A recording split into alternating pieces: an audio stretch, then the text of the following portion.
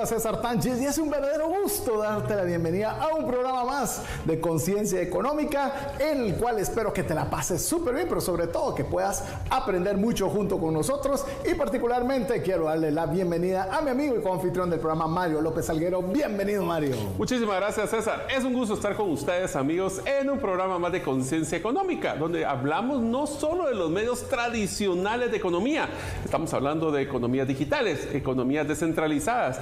Y qué mejor que, aunque no lo han escuchado en varios programas, no hemos platicado a detalle de lo que es Bitcoin. Y ese es el tema que vamos a hablar el día de hoy.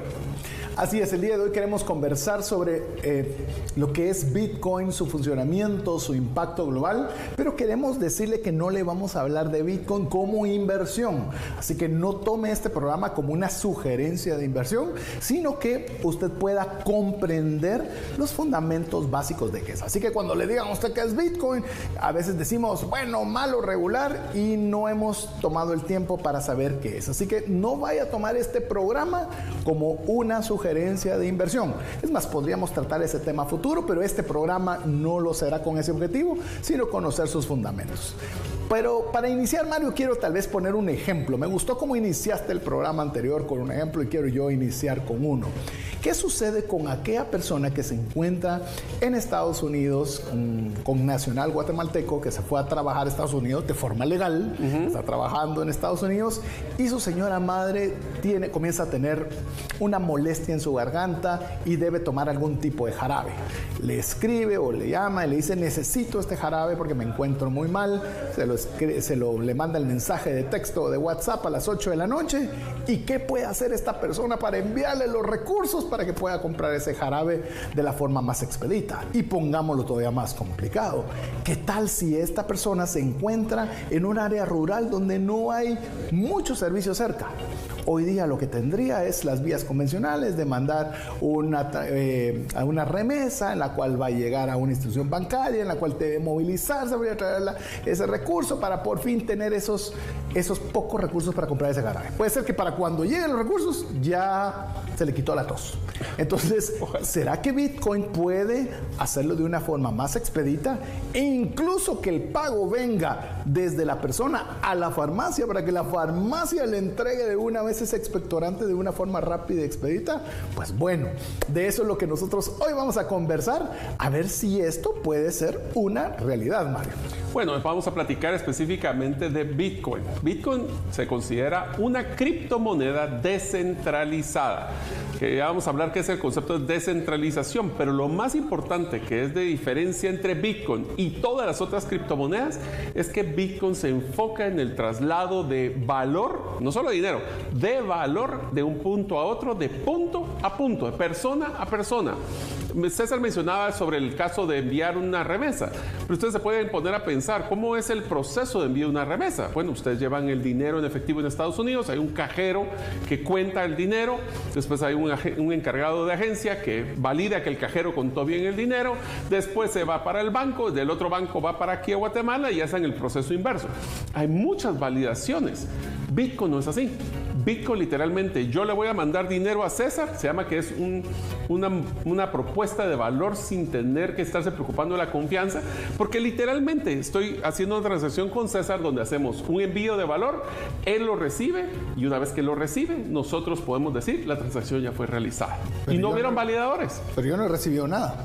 Pues entonces no podemos llamar al 1-800 Bitcoin porque no existe, porque es descentralizado. Eso significa que existen miles de computadores que están validando las transacciones, no hay un punto central, no hay un lugar donde se pueda hackear y eso lo que hace es que no existe el 1-800 Bitcoin, eso no existe.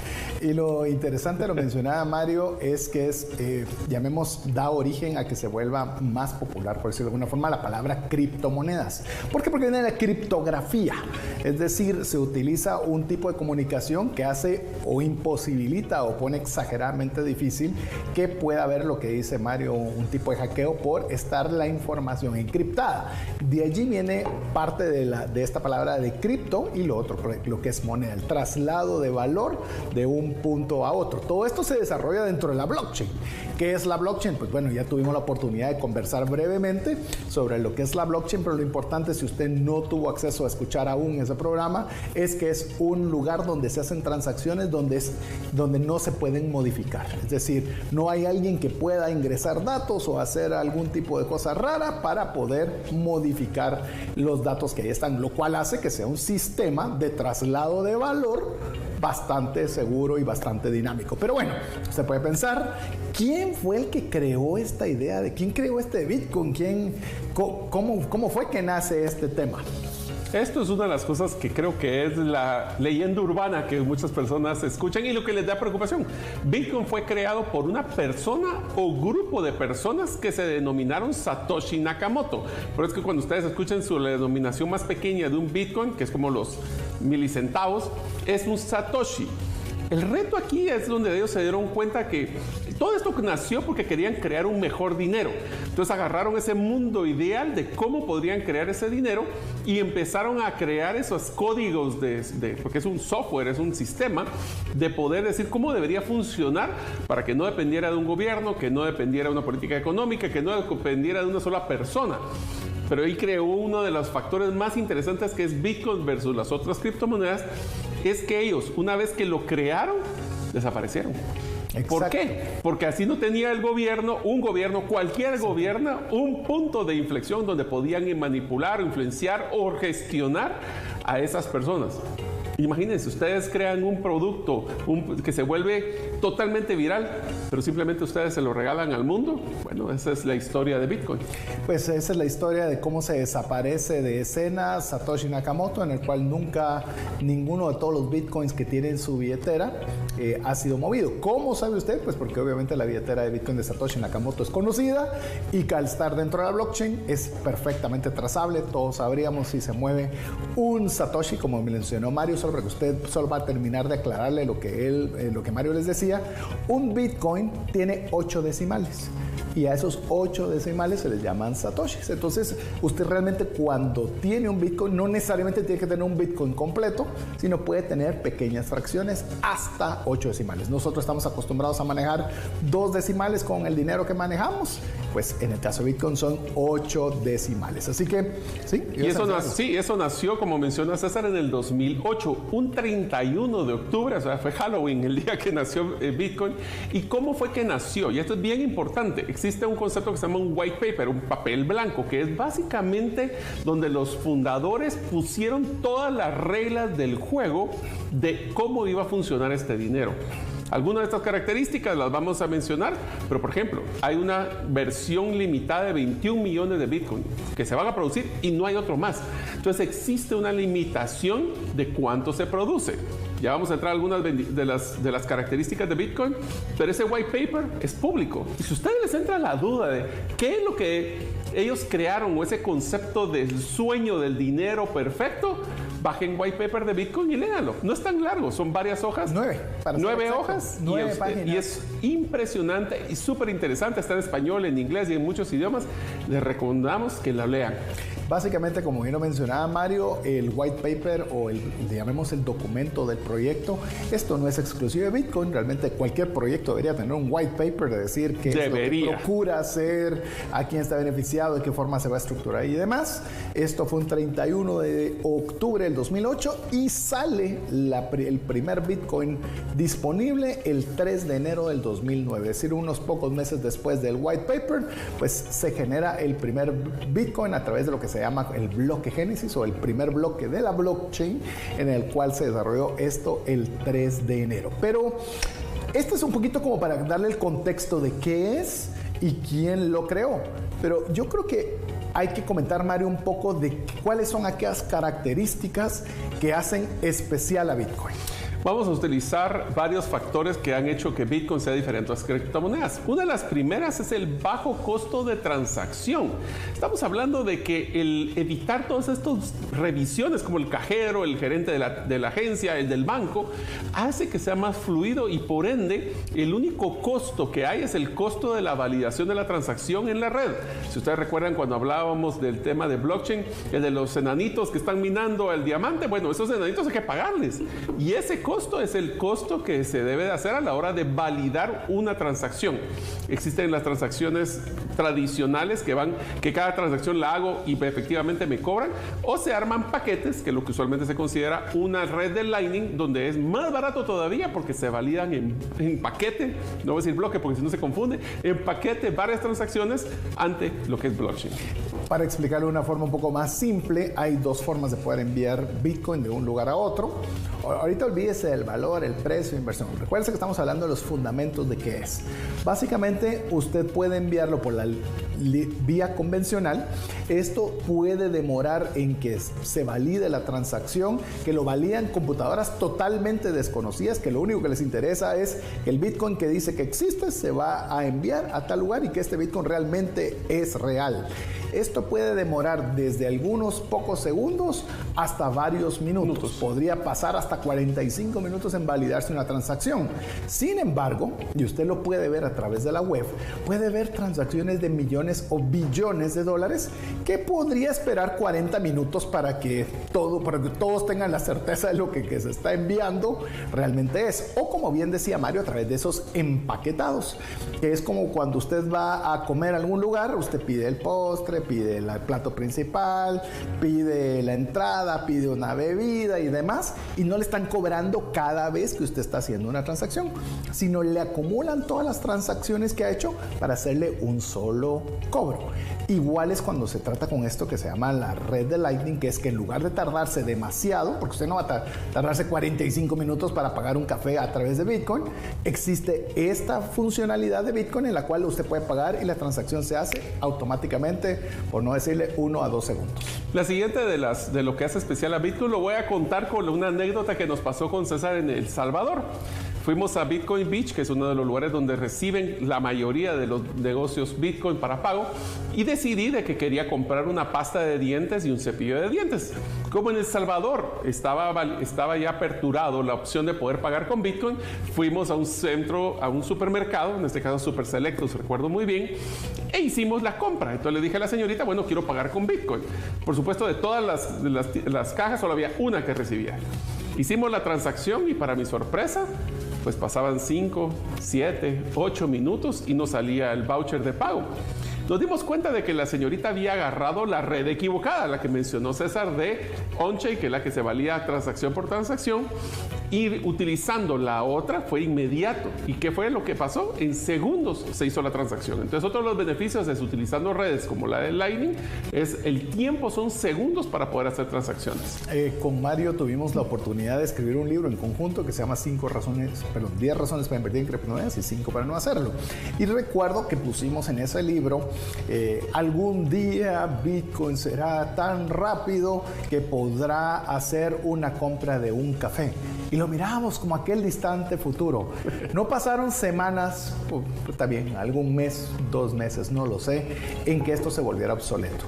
Y si usted vive en Guatemala y va a Panajachel, va a encontrar más de 100 comercios que reciben Bitcoin como una forma de poderle recibir pago para comprar sus bienes y servicios. Puede subirse en un tuk-tuk, puede quedarse en un hotel, puede subirse en una lancha, todo pago con Bitcoin. Si está en la ciudad, va a 4 grados norte, en el cual va a encontrar muchísimos comercios que reciben Bitcoin.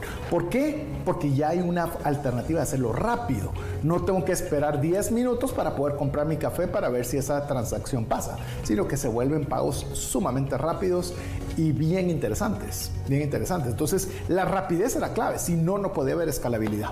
Otro de los grandes beneficios o características que tiene Bitcoin es que el concepto de descentralización, y quiero que ustedes utilicen su imaginación para ver esto. ¿Cómo funciona un servidor centralizado? Es que todas las transacciones llegan a un solo punto donde se hace toda la validación. Bitcoin no es así. Existen miles de computadoras que reciben la misma transacción, hacen el mismo proceso, lo validan. Y si una de ellas sale con alguna diferencia, es descartada de la cadena de bloques en blockchain y se queda lo que es el resto. ¿Esto qué hace de beneficio? No podemos decir que es imposible, pero es casi imposible que lo puedan hackear, porque no hay un único punto donde los hackers lleguen a tomar control. Tendrían que tomar control del 51% de las miles de computadoras para tratar de influenciar en poner una transacción y cambiarla. Esto hace que, a pesar de que es un código abierto, es increíble, usted puede decir cómo puede ser un código abierto, sí, todos pueden ver el código, y que no haya habido jamás un hacker que haya sido capaz. Y usted sabe qué es decirle a un hacker que no puede hacer algo. Entonces, ponerle un incentivo. Reto. Lo que sucede es que para poder lograr hacerlo necesitaría una cantidad computacional enorme y exagerada, que si utilizar esos recursos para generar Bitcoin sería mucho más rentable que atacar la propia red. Así es. Entonces, eso lo hace que usted pueda tener mucha certeza en las transacciones. Otra vez, perdone que se lo diga durante el programa. Este programa no busca decirle a usted que invierta o no invierta en Bitcoin. Eso, si lo hacemos, lo haremos en un futuro para decirle nuestra opinión al respecto.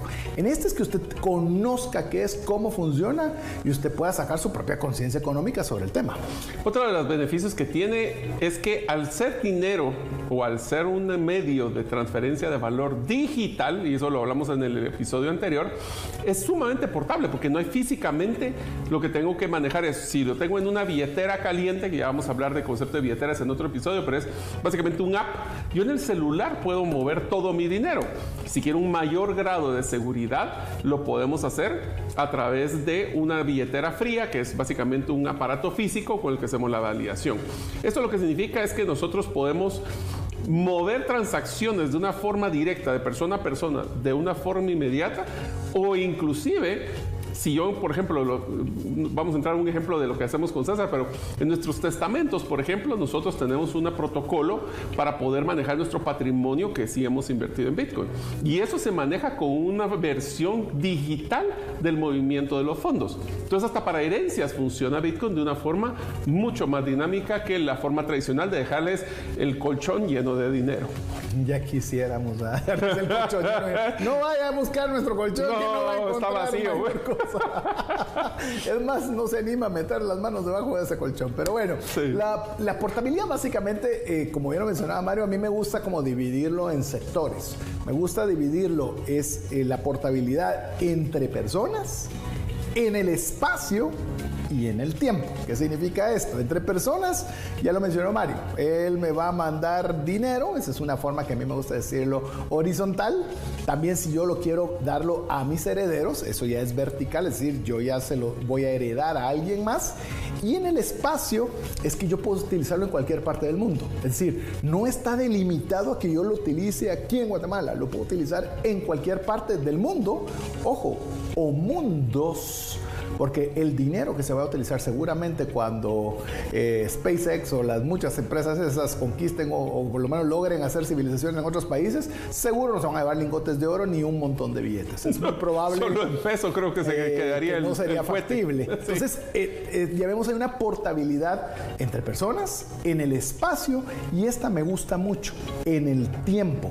Es decir, que algo que nosotros podemos utilizar hoy, pero lo podemos utilizar también en el futuro, que es quizás, dependiendo todos los factores que se den, que pueda incluso ayudarnos a tener un mayor poder adquisitivo para utilizarlo más adelante. Así que, si usted se da cuenta, la portabilidad no es solo que lo puedo llevar aquí en mi bolsillo, ya no es bolsillo, llevarlo aquí en mi teléfono móvil, sino tengo esa enorme ventaja de poderlo utilizar en personas, espacio y tiempo. Pero bueno, vamos a hablar también que uno de los beneficios que podemos obtener a través de Bitcoin es que es sumamente accesible. Pero eso lo vamos a dejar para que usted lo escuche después de mensajes importantes para usted. Regresamos en breve.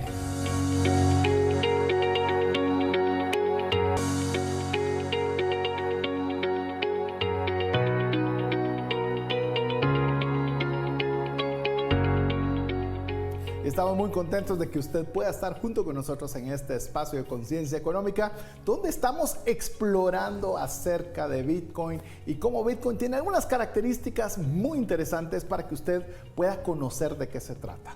Lo hemos mencionado repetidamente, pero vale la pena hacerlo. Este programa, por lo menos este específicamente, no está para decirle que usted invierta o no en este tipo de activo financiero. Si lo hacemos, lo haremos en un programa posterior donde hablaremos de elementos relacionados con inversión y particularmente de este activo. Lo que queremos, al menos de esta forma, es poderle decirle de qué se trata y que usted pueda tener un conocimiento básico y poder decir interesante o no es interesante, me gusta, no me gusta, y usted ya poder de alguna forma generar su propio criterio al respecto. Pero bueno, estamos hablando de algunas características que hacen especial a Bitcoin y de momento le hemos mencionado 4. Tiene un bajo costo de transacción, es sumamente rápido, es muy seguro, tiene una portabilidad extrema y quedamos en poderle compartir por qué creemos que es muy accesible.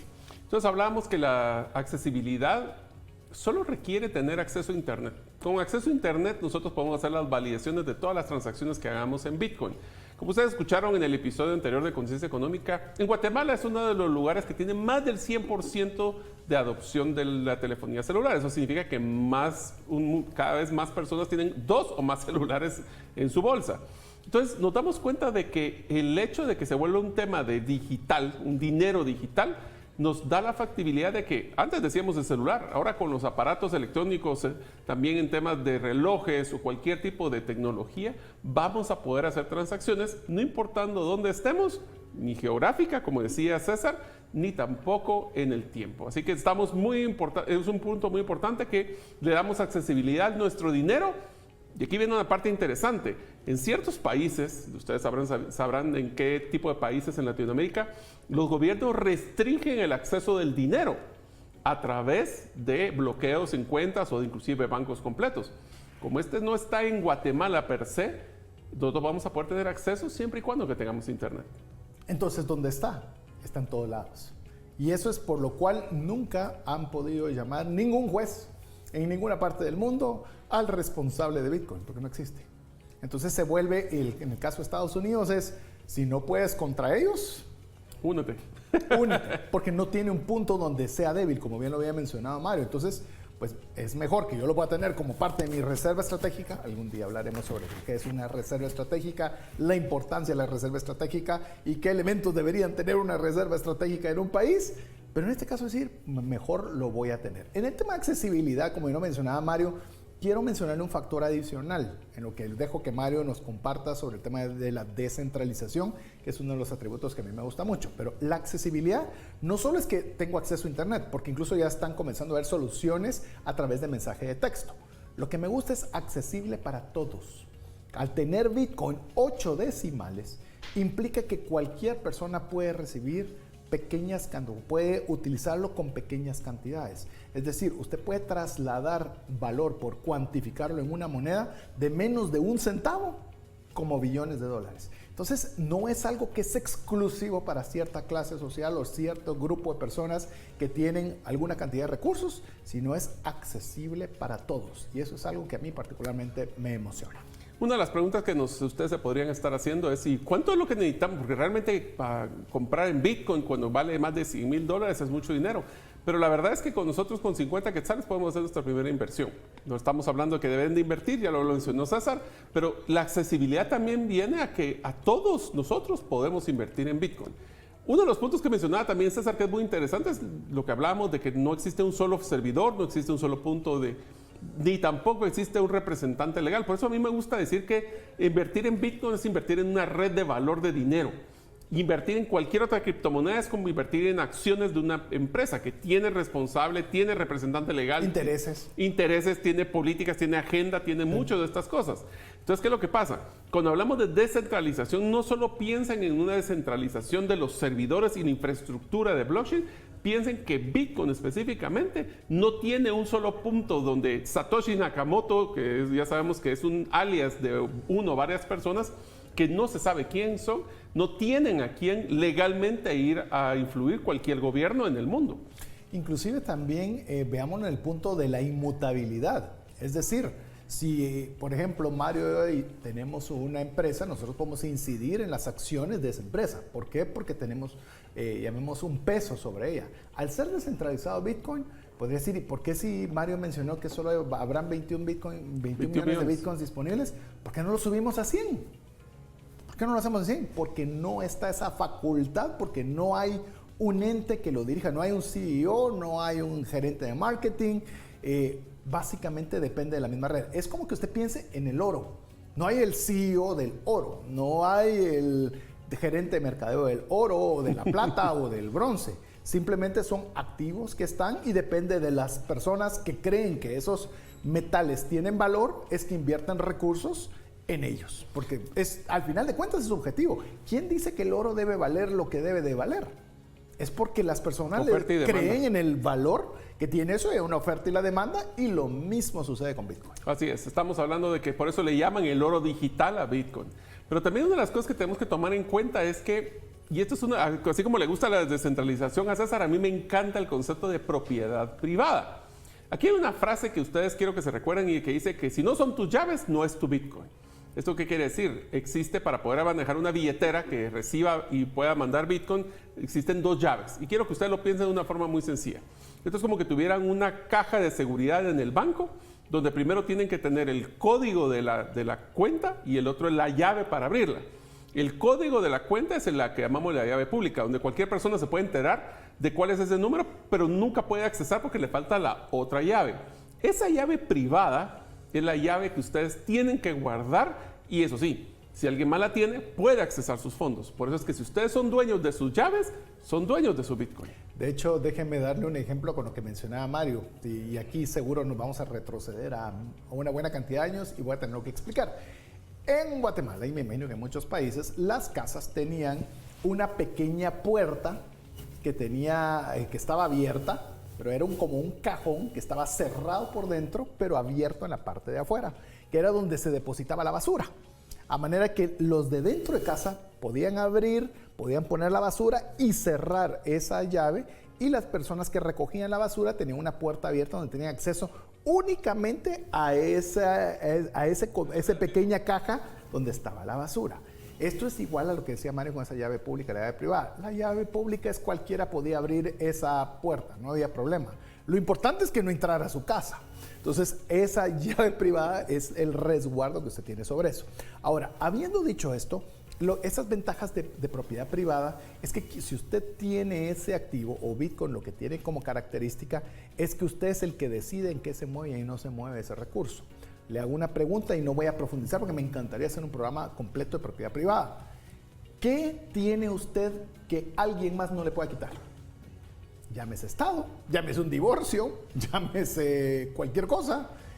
Con un estornudo podría ser que lo que usted consideraba que era propiedad privada, resulta que tal vez no lo es tanto. Bitcoin tiene esa característica que si usted lo tiene bajo su poder, pues a menos de que lo torturen, yo qué sé, o haya una cosa extraordinaria, o usted lo pierda su acceso, no pueden tener acceso a sus recursos. Entonces nos damos cuenta de que si el tener nuestras llaves y perderlas, nos puede dejar afuera de nuestro acceso a nuestro Bitcoin. Y una de las características que también me gusta mucho de Bitcoin es que se llama que es deflacionario. ¿Qué significa? Es que no pierde el valor en el tiempo porque se basa en el concepto de oferta y demanda. Por eso es que ustedes saben que sube y baja el precio, porque está esa oferta y demanda cambiando constantemente. Pero la inflación per se, que es lo que hace el perder el valor adquisitivo de las monedas, ahora vamos a usar la terminología así como que fueran criptomonedas fiat, que son las monedas generadas por un gobierno, que las decisiones de la política económica y la política monetaria de ese país hacen que pierda valor en el tiempo, como generando más dinero que el que tiene soporte económico.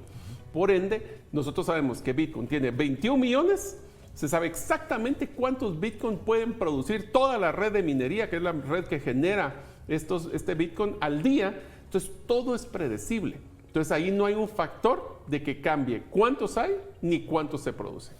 Otro de los beneficios que podamos tener, o características especiales, más que un beneficio, es la liquidez permanente. Algo que es increíble es que los Bitcoins, uno dice, ¿y cómo hago para poderlo cambiar por dinero fiat? Fiat es el dinero que está respaldado por un país. Es muy sencillo, usted lo puede cambiar 24 horas, 7 días a la semana, 365 días del año en cualquier parte del mundo. Eso lo hace quizás uno de los activos líquidos más rápidamente accesibles que puedan haber. Diferente, por ejemplo, a otra buena inversión que puede ser la compra de un bien raíz. Trate de vender una casa y me cuenta cuánto tiempo le toma en que usted pueda tener ese recurso. Pero bueno. Y finalmente veremos de que lo que es lo más bonito de Bitcoin es que es fácil de usar. Yo sé que le rompe el miedo a uno decir que tengo un dinero digital, pero es fácil. Las billeteras son apps en las aplicaciones de su celular y cualquier persona en 2-3 pasos ya puede estar comprando y vendiendo Bitcoin. Pero bueno, vamos a seguir conversando en el último segmento que tenemos para decirle qué tipo de personas o empresas se pueden beneficiar de este activo financiero. Regresamos en breve.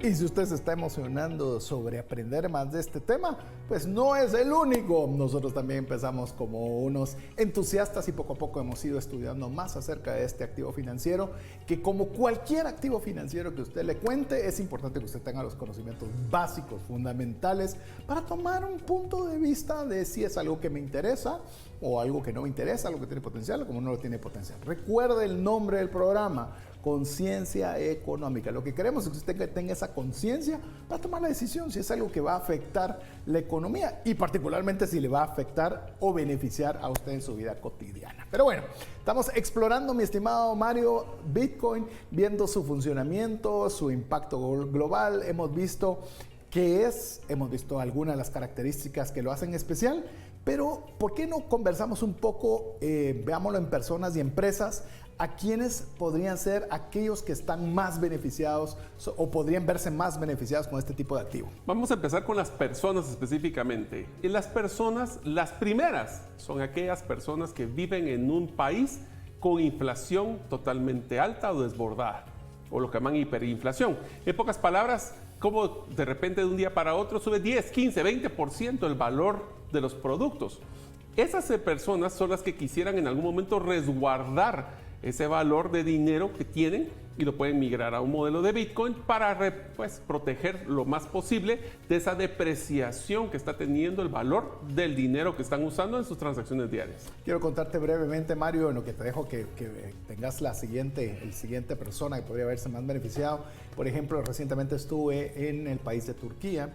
Turquía está teniendo una inflación aproximadamente del 51 al 52% de inflación anual, es decir, que cada año deben tener el 50% más de recursos si quieren vivir como están acostumbrados a hacerlo en ese momento presente. Adicional, los costos financieros de pago son cerca del 21%.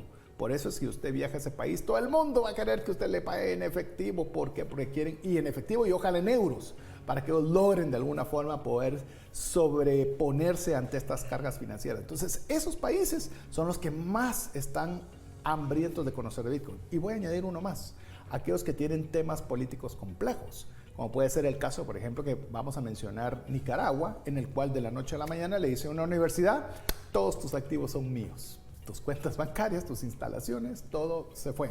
Entonces, donde hay esa falta de certeza de propiedad privada, pues también Bitcoin resulta ser una alternativa interesante a considerar. Otra de las personas que también se benefician, y esto viene mucho al factor de la globalización. Como ustedes saben, la competencia del trabajo ahora es global. El ejemplo que puedo poner, cuando estábamos armando una empresa con César, que hicimos desarrollar un logotipo, y cuando contratamos, primero lo publicamos en una página donde las personas del mundo presentaron sus propuestas, y si no me equivoco, ¿qué país fue que ganó? Creo que era Israel, ¿no? Algún país de Asia. Israel o Asia. Entonces, ¿qué pasó? Todas estas personas no pueden estar esperando hacer un modelo de transacciones de transferencias electrónicas, SWIFT, ACH y ese tipo de cosas. ¿Qué pasa? Podemos hacer transacciones a través de Bitcoin para mantener no solo la integridad de lo que se me está cobrando, lo que pago y lo que recibe, que sea relativamente similar, si no es que lo mismo. Y esto es interesante porque cada vez vemos más freelancers, personas nómadas que están trabajando desde cualquier parte del mundo.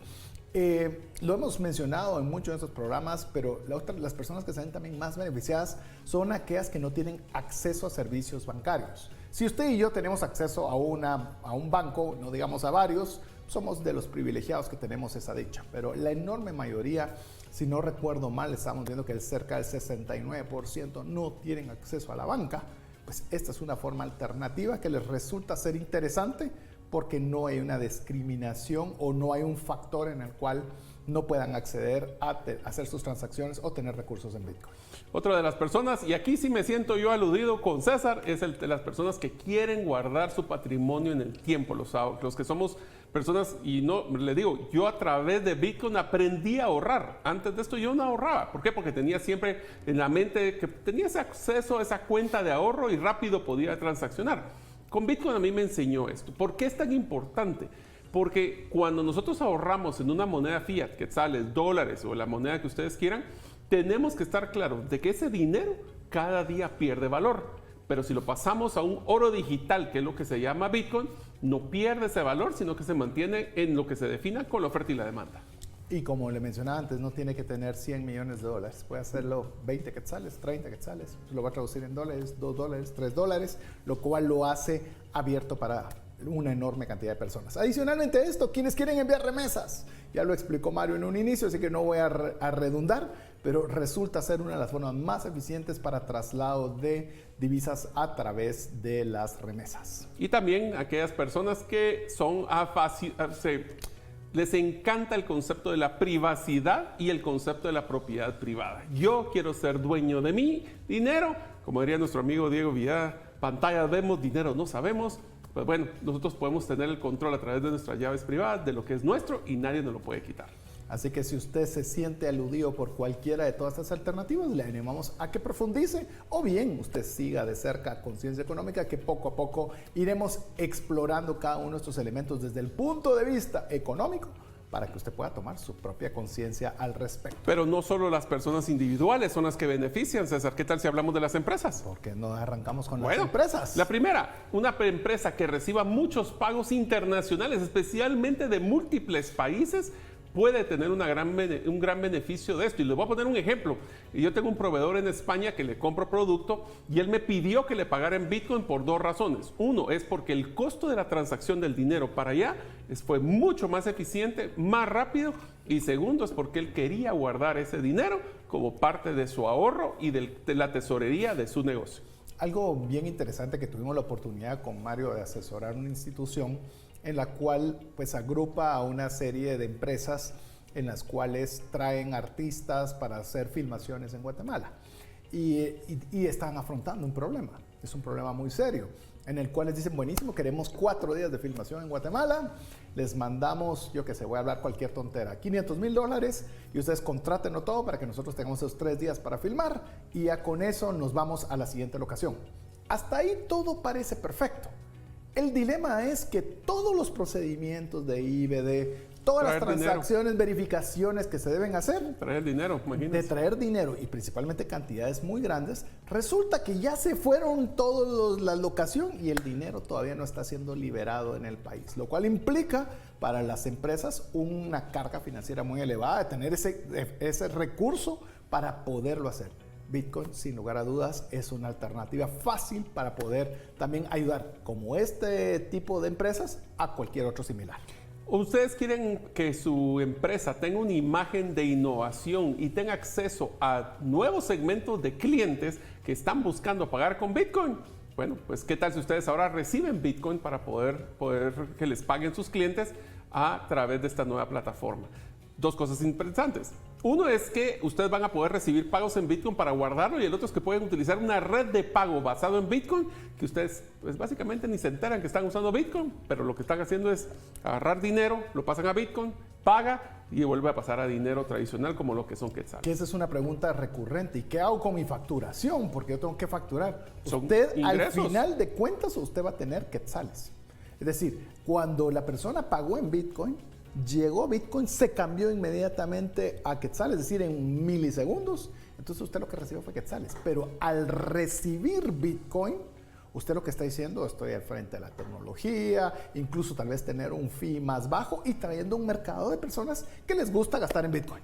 Inclusive ustedes, amigos, les recomendamos de que en algún momento, tal vez César, tocamos el tema de cómo poder tener tesorería en Bitcoin, porque ya en Guatemala ya existen precedentes sobre cómo generar ese ingreso, cómo documentarlo contablemente, pero también, por ejemplo, algunas de las empresas que también quisieran beneficiarse de esto, pueden ser aquellas empresas que estén amarradas al ecosistema digital, fintechs y todo lo que tiene que ver con el modelo de innovación y disrupción en el dinero. Esta es otra de las empresas que se benefician porque están recibiendo el pago y el dinero, están siendo congruentes con su misión y visión. Y podríamos continuar hablando de las ONGs, hablando de todas esas organizaciones que hacen donaciones. Imagine usted de lo que envían personas para ayudar. ¿Cuánto dinero realmente llega a la persona que desean ayudar? Pues bueno, a través de Bitcoin esto es posible hacerlo y seguro exploraremos cada una de estas alternativas más adelante, pero hasta el momento es hasta donde nos permite el tiempo de compartir con usted. Esperamos que haya valido la pena el tiempo que usted haya invertido en escucharnos, vernos el día de hoy. Así que en nombre de mi amigo Mario López Salguero y su servidor César Tánchez, le damos las gracias. Esperamos contar con usted la próxima semana, si así Dios lo permite. Mientras eso sucede, que Dios le bendiga.